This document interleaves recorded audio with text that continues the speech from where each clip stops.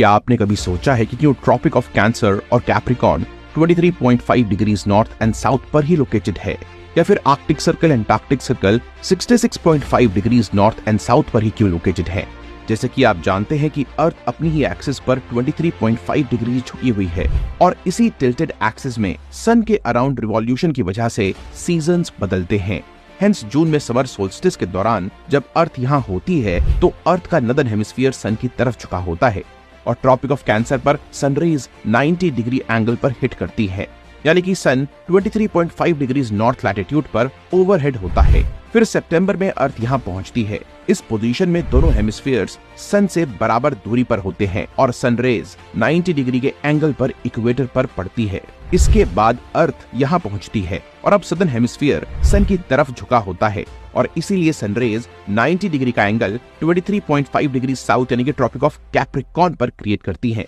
Hence tropic of Cancer और Capricorn पर अर्थ के 23.5 डिग्री टिल्ट की वजह से जून और दिसंबर में सन ओवरहेड होता है और ये लाइंस ओवरहेड सन की नदर्न एंड सदर्न लिमिट को दर्शाती हैं, यानी कि इन ट्रॉपिक्स के बियॉन्ड कभी भी सनरेज 90 डिग्री पर हिट नहीं करती, यानी कि इन लाइंस के बियॉन्ड सन कभी भी ओवरहेड नहीं होता। तो दोस्तों, इसी तरह से आर्कटिक एंड एंटार्कटिक सर्कल के बारे में जानने के लिए टारगेट करते हैं इस वीडियो पर 5000 लाइक्स के।